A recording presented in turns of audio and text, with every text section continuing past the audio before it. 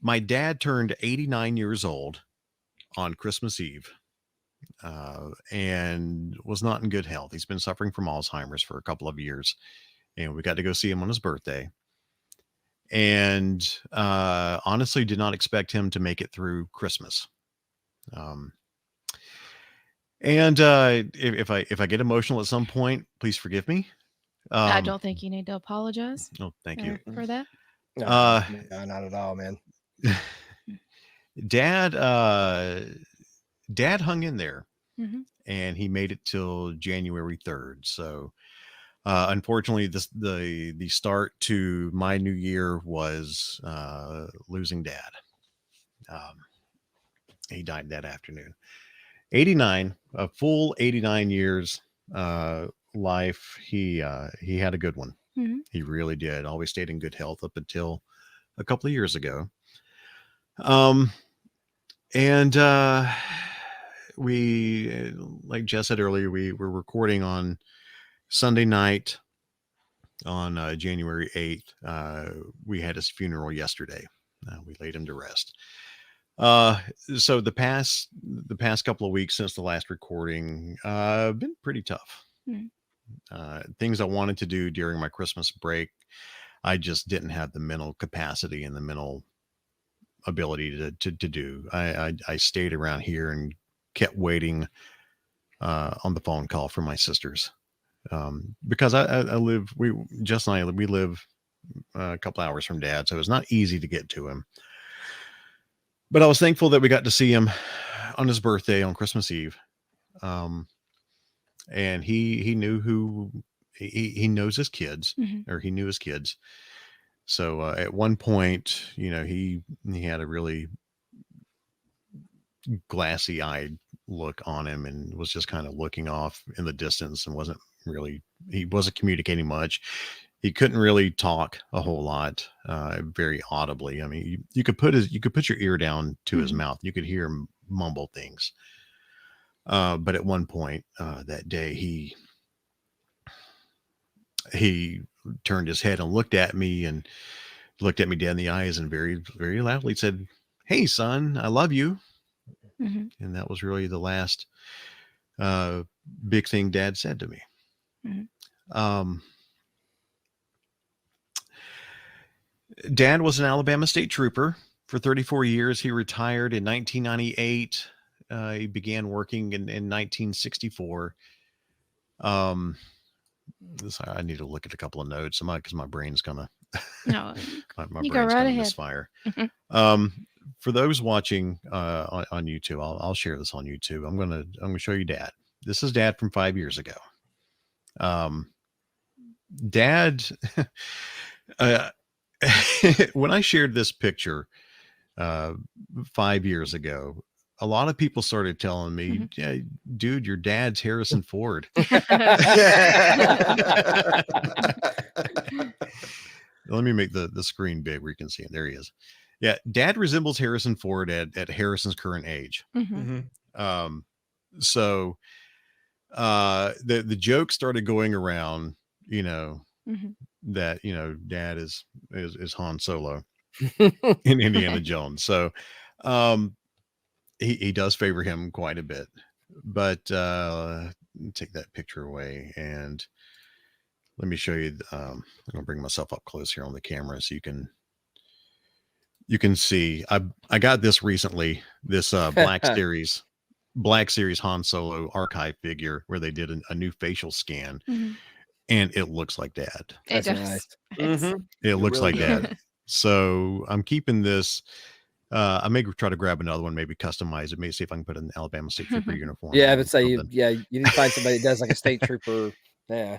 Yeah. So if anything, this came at the right time. This came just after Christmas, and so yeah, I got an action figure of my dad, kind of Yeah. my dad's doppelganger. Put that right there. Uh, I tell you I've mentioned before that he's a retired state trooper. Like I said, 34 years. And I just want to share a couple of stories. Mhm. Some funny stories about him, and then how a good old country boy from rural Alabama, Randolph County, Alabama, who really didn't have a geek leaning, but how he kind of shaped me into a geek. Um, if you're friends with me on Facebook, yeah, I told these stories, but many of you probably are not. So it was I was a kid, and it's perfect that my dad was born on Christmas Eve. Absolutely perfect, uh, because I really think that Christmas became a part of him. When I was a young kid, we would drive around in his state trooper car around our. I can't. I come. I'm from the sticks, Coffee Springs, Alabama, but a little bit further out. Coffee Springs, I think, has right now like 300 people in it, so not a big metro area. Um, but there are some communities and stuff in that town, in a town called Chancellor, which is another town over. They're almost right next to each other. They are right next to each other. And Dad and I would go. Oh golly, I was 5 or 6 or so. Um, we would pile into a state trooper car a couple of nights before Christmas Eve every year. And Dad had a big deep voice. He got that from his dad, who had, oh man, my papa was loud. He was deep and he was loud, and he was hard of hearing, which made him even louder. So I'm kind of thankful I got that tone of voice from my papa and my dad. I don't have as thick of a Southern accent as those two gentlemen did, so that didn't get passed along. But Dad would go in his PA system. He had a microphone in the state trooper car, and a big loudspeaker built into the grill of the car. And so we would drive around. He would get on there, and he would ho ho ho, Merry Christmas. I hope you've been good because Santa's coming. And you start seeing porch lights come on because this is loud. And then Dad would gun it and take off. And so, Well, he had a javelin, so yeah. no, Oh, not this time. My No, bad. Sorry. no, Well, Dad had it's like some kind of like modern Paul Revere. Yeah. The Santa is coming. The Santa is coming. So no, Dad had a 1972 Javelin back during that time. He had it for like 2 or 3 years, I believe. No, this was in the early 80s. Okay, my bad. Then. Yeah, because I didn't come around till 76. So no, this was a regular state trooper car, and eventually turned into a brown unmarked Chevrolet Caprice. Classic. Oh. Yeah. So the unmarked car, he wasn't gunning as hard because you couldn't tell he was a state trooper. I mean, he's out. Dad's out. Dad and I. And I shouldn't have been in the car in the first place because it's a state trooper car. But yeah, Dad would gun it and fly out of there because state property. But nobody cared. Yeah. Everybody thought it was great, but I thought my dad was the greatest thing in the world when it came to that. So we'd go out joyriding and everything else. But on Christmas Eve every year, the spoilers, Santa's not real. What I the know, heck, man? I know, but during the time when I was a kid and I did believe, and if we have young listeners, I am so sorry. Yeah, I don't know what you're talking about. Santa's real. I don't care what you say. Okay, for Santa wasn't real for me. How about that? But at a time he was. And I'd leave out the milk and cookies and everything else, and mom and dad would send me to bed early. And Dad we had a nice big wood fireplace in our den. And so our Christmas tree would sit in front of our big windows. And Dad would lay down this long white sheet that went from our fireplace to the Christmas tree. And I knew what that white sheet meant.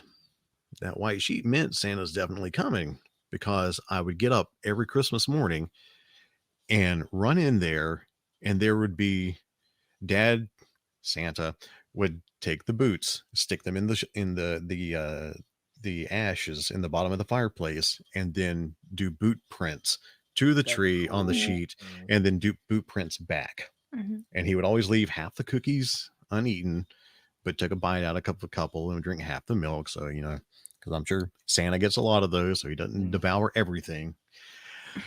But not only that, when it came to Christmas, back in those days, you could call your own. I don't know if it was like this everywhere, but in Geneva, Alabama, Geneva County in Coffee Springs, you could dial your own home phone number from inside the house, and it would ring. It was, I just thought that was normal. I Nowadays, don't you think I ever can't do tried that. that. Yeah, so in our den, Dad had this massive desk, and he had naturally an old rotary brown phone that sat on it. And usually about the end of November, beginning of December, Mom and Dad would always find a way to either get me in their room watching television or in my room playing or whatever. And it would be at night, after Dad got home from work, and the phone would ring, and Mom would always be like, "Hey, you need to go answer that." Oh, why? I'm just a kid. Why am I answering the phone? She goes, "Think about what time of year it is. Go answer the phone." So I would run to the kitchen or I would go to their bedroom, and I would pick up the phone, and then you hear, "Ho, ho, ho. Hello, Brock." And Dad tried to mask that Southern accent.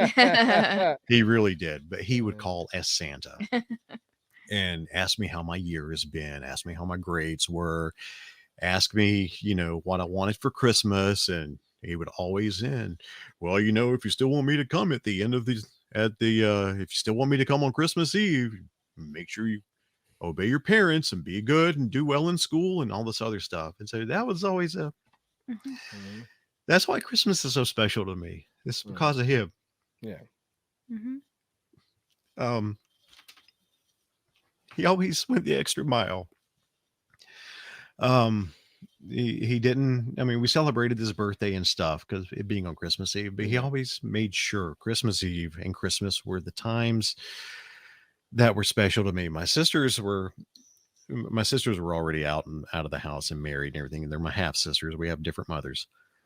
They came along well before I did. So it was just me and Mom and Dad. So I grew up an only child, even though I had 3 half sisters, but in the house I was an only child. And Dad really worked to make that a special time of year. That was just the kind of guy he was. He was, he gave a lot. And before I get off the Christmas subject, he also ran a Christmas tree farm for 37 years. My grandfather started it over in Woodland, Randolph County, Alabama. My grandfather started it, and a couple of years later, down in Coffee Springs at our house, we lived on about 5 acres, and Dad had a garden planted, kind of more than a garden. It was a huge field planted next to our house, but he dug up all the corn and peas and beans and everything else that he had, and he planted Christmas trees. And I'm sure he was violating some child labor laws because he made me go out there and help him. But this was at another time, bro. Yeah. It's another time. Yeah. Child labor laws probably didn't exist then, but that was fine. It was a family business, and I was helping Dad. I grew up, working on the Christmas tree farm with him. And the one thing, and this was brought up at his funeral yesterday, somebody had mentioned, I think my nephew brought it up. He's like, your dad always had that Christmas tree shaker. He had taken the cover off an old motor, and the piston would bounce up and down, and he got some big bolts and plates and everything and put around the piston, and you stick the end of the Christmas tree down onto the piston as the motor's running, and it would just jump up and down.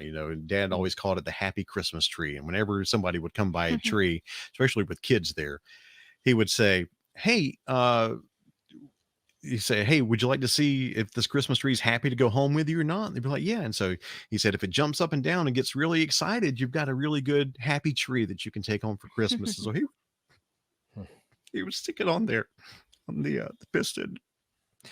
And all the kids loved it, man. He really had a way with people. He was very much a people person. He was a trooper. He lived to be a public servant. The only thing I didn't forgive him for was that happy tree shaker.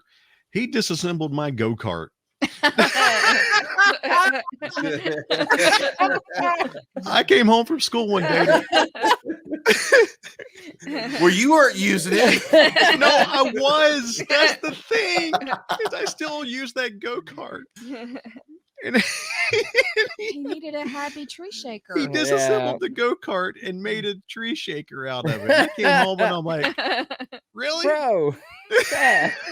Son, this is when we learn to share the joy Yeah. Yeah. of your toys. Oh boy, did I learn a big one that day. When I got home from school and where's my go-kart? He goes, it's out there, it's a tree shaker now. Mhm. He had taken the wheels off and sat it on the frame, and I'm like, I love that go-kart. We had a big Yeah. pasture behind the house that always drove around it, a big yard.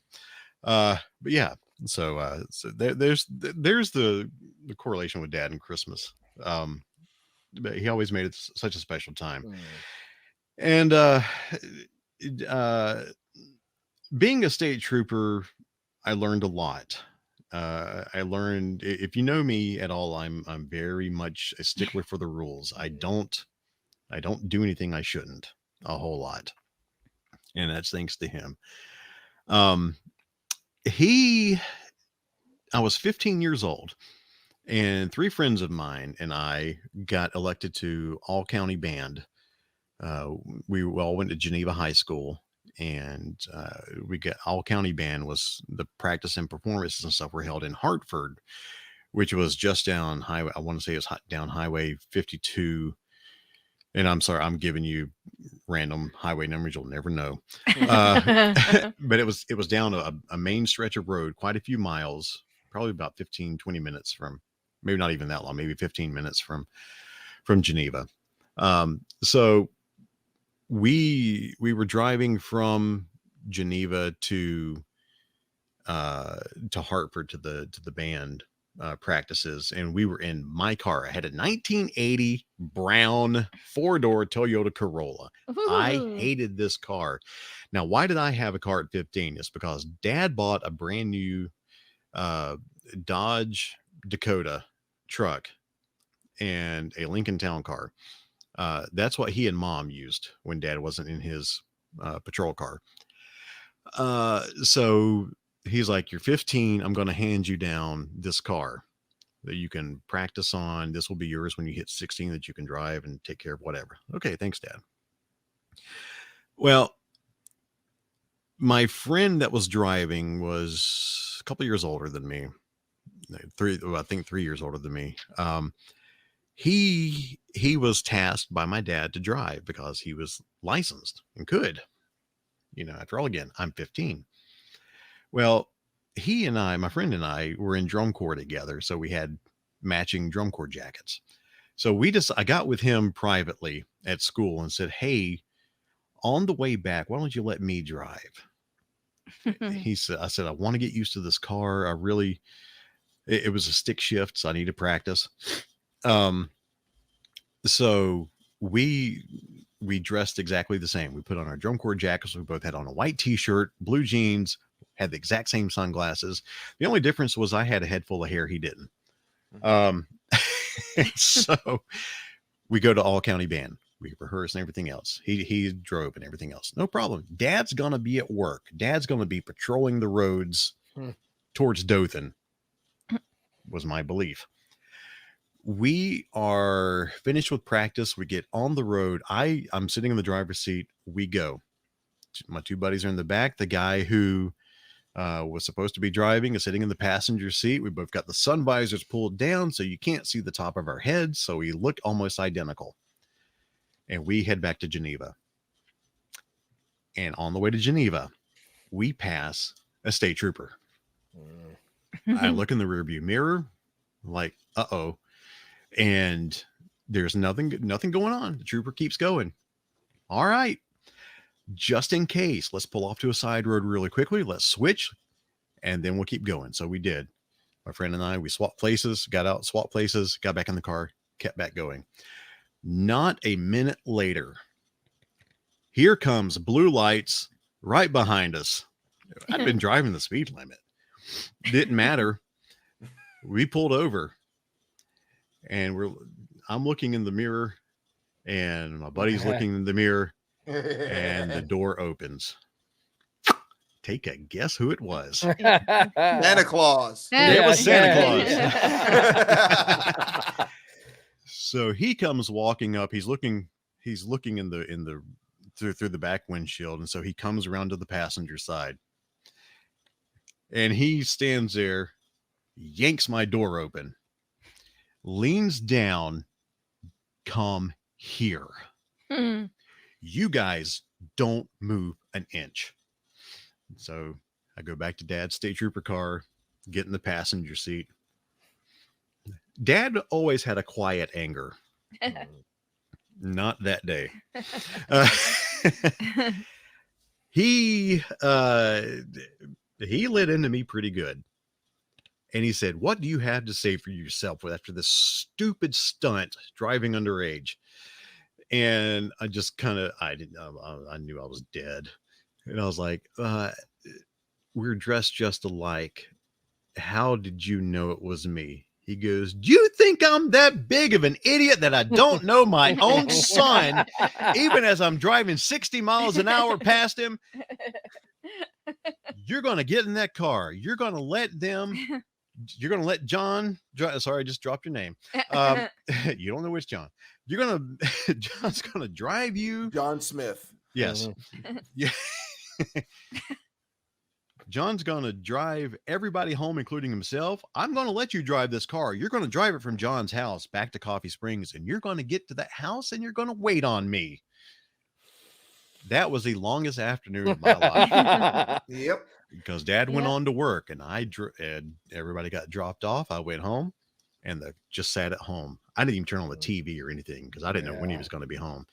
And then towards the afternoon, that patrol car came down our very long driveway. And I'm like, here we go. I'm 15. He's too old. I'm too old for him to spank. Please let me be too old for him to spank. He got in the house and he was more reserved than he was in the patrol car, but he grounded me for 3 weeks, took away every privilege I had, except, Mom was going to have to drive me to school every day and all. But yeah, so getting pulled over by your own dad is an experience I will never forget. And it's to this day why I'm such Mr. Follow the Rules. Dad taught me a lot about that. So I just wanted to share it. Thank you. There are a lot more. My dad was a great storyteller. He could captivate an audience. He was he had that Alabama charm. Yeah. Just being wholesome and folksy, and he could tell so many stories. And this one just popped in my head, and I got to tell this story. Are you guys familiar with the comic strip Mother Goose and Grimm? Mm-hmm. Mm-hmm. Back in the 70s, and I heard this story my entire life, so I know where this story came from. Back in the late 70s, contact lenses were not a thing yet. Not a widely accepted, widely used thing. So Dad pulled this woman. I remember him coming home and telling the story, and he told the story my entire life. He pulled this woman over, and he walks up to the car. She had been speeding, and he walks up to her window and, says, "Ma'am, I need to see your license." She gives him his license, and he's looking on there, and it says that she needed corrective lenses. My dad, being just an old country Alabama state trooper, says, "Ma'am, you're not wearing your glasses, and your license says you've got to have glasses." She said, "No, sir, I have contacts." He said, "I don't care who you know." Oh, that's wonderful. They'll rip out my Rolodex. He said, "I don't care who you know. You're supposed to be wearing glasses." She said, No, sir. Contact lenses." And he said, Oh, those new things. Yeah. I grew up with that story. You get to 1999, 2000, around there. My ex-wife and I are living in Opelika. It's about 2004, 2005. We're living in Opelika and had a subscription to our local newspaper. And on Sunday morning, I picked up the paper and started going through the comic papers because I'm just a full-grown kid. And Mother Goose and Grimm had that scenario Mhm. Wow. where it played out just like Dad's story, and I'm like, what in the heck? How did this happen? It turns out, upon Dad's retirement in '98, he was interviewed by a local newspaper after serving 34 years and being kind of the local son. Um, he told that story to the newspaper, and they distributed that article. They put it on the wire service, and the guy who did Mother Goose and Grimm picked that up Mhm. Oh, nice. off the wire service and held on to it, and wound up making it into a comic strip. Oh, And that's so, awesome. yeah, we got home from church that day, and I called Dad, and I'm like, Dad, have you seen your funny papers yet? And he's like, no, I haven't. I said, go look. I'll hold on. I'll stay on the phone. Go look. He went and got it, and you could hear the paper rustling. And he's like, okay. Dead silence. He goes, oh my goodness. And then we had put all the pieces together about the newspaper article that the interview he had done, and told that story in '98 upon his retirement. Aw. And correct me if I'm wrong. Wasn't the comic strip on the refrigerator? Yeah, he cut it out and kept it on his Oh, that's refrigerator for awesome. years. Yeah. Yeah. So his state trooper story about the contact lenses made it in Mhm. there. Yeah. So just wanted to share that. I know I've spent an awful lot of time talking about that, but this is what's been going on for the last couple of weeks. And I no longer have either of my parents. Mom died back in 2016. So it's a little, I'm still getting used to that. Mhm. I no longer have any parents, but I've still got Jess's dad, thankfully, for a wonderful father-in-law whom I love dearly.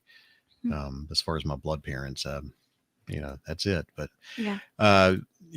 like I said, Dad, he went from being a state trooper to a farmer, grew up out in the country. So you wouldn't expect Dad to be really into geek things. But growing up, he took me to quite a few movies. One of the first movies he took me to, and I think I probably talked about this on the podcast before, but he took me to see Star Trek II, Wrath of Khan. He and Mom took me to that, and they took me to see E.T. And those are the two earliest movies Mhm. that I remember them taking me to. And so that kind of kicked off like, oh, I kind of like the sci-fi stuff. Mhm. Um, for Christmas, Santa would always bring the toys. But Mom and Dad would both make sure that, I had, G.I. Joe and He-Man and all the fun toys, in addition to bikes and BB guns and stuff like that. And even I remember one year I had been just asking for Optimus Prime, the original Optimus, back in '84, I Mhm. think, and we had gone to a state trooper dinner far off, and they were giving out presents to all the trooper kids, and they handed me one, and they had gotten me Optimus Prime. So I got to play Yeah. with that on the way home. Yeah. So Dad really did a lot to further my love of toys, even though he any other time of the year, my birthday and Christmas were the two times of the year that he would openly, through Santa and through whatever, he would openly give me those types of gifts. He could be a little tight on that wallet every other time of the year. So Mom was the opposite. I think Mom helped me more than Dad, but Dad still played a role. But oh golly, I remember the original one, Atari came out, the 2600. Mhm. They got me that for Christmas one year, and I remember my dad sitting there playing Pac-Man. He loved Pac-Man. But then as I got older, and he got me an NES that that first Christmas they were available. He grew to really not like video games because it kept my attention from doing things around the house and stuff. Yep. But he he would watch movies, and he in the early days would play Pac-Man. But the funniest thing was in 2018 was the last time I got to go see a movie with him. The kids, Infinity War had come out, and so I wanted to take the kids to see Infinity War. And at that time, I was freshly divorced and had to visit the kids. At that time, I had moved off up here to the Birmingham area to go to work. I left my job at Auburn in early 2018, and moved up Yeah. here. So in order to be with my kids, I had to go stay with dad. And so one weekend, the weekend Infinity War came out, the kids are really wanting to see it. And so I was like, well, let's go. Let's take dad. At this point, dad's 84. Not seen a Marvel movie. You drop him into Infinity War. Yeah. I dropped him. Who are all these people? Why is that guy green? Yeah. Dad, 84, quiet. He's just taking in the sights and sounds, and my kids are loving it and everything else. And they're after the movie ended, I looked over at Dad and I'm like, I know you and I haven't been together to a movie in a while, and I know you haven't kept up with any of this. What did you think about it? And he goes, that was a lot to see. You know what? That needs to be on the review box for Infinity War. That's perfect. 84 That was a lot to see. Brock's dad, reviews former state trooper. Infinity War. That was a lot to see. It's perfect. It's an excellent. Which he did not nail that head. I was hoping I'm glad you did that, because I was hoping you were going to tell that. Yeah. Oh, that's so good. Yeah. So that's that was the last time I got to see a movie with Dad, and I dropped him right square in the middle of Infinity War. And he's like, that was a lot to see. I love it. Oh man. But all this, Dad taking me to see these movies and everything as a kid, and buying me the toys, and Santa bringing them for Christmas and everything else. He really helped shape me into, even though he didn't want to buy me toys and everything else throughout the rest of the time of the year, he helped turn me into a collector by all the great gifts and everything that he gave me at Christmas, and adds as much, as I mentioned before, as much special things as he did at Christmas. And I mentioned one of the first movies that he ever took me to see was Star Trek II, The Wrath of Khan. And, if you haven't seen that movie right now, by now, spoiler, Spock dies. What? Yeah. What? So Spock, at his funeral, as they're loading him into the proton or the photon torpedo tube and about to fire him off into the Genesis planet, there are bagpipes playing Amazing Grace as they're giving him his funeral and his send-off. That was the very first time I ever heard Amazing Grace played on bagpipes, and I fell in love with it. And it's one of my favorite things in the world. And because Dad was a state trooper, at his funeral yesterday, the troopers sent an honor guard. And as that he had an American flag draped on his casket. I'm sorry. It's okay. As they were taking as the honor guard were taking, as they were taking the flag off his casket, the honor guard bagpipe player played Amazing Grace behind us. And I had one of my best friends from high school, Kim. She was there and recorded him playing that.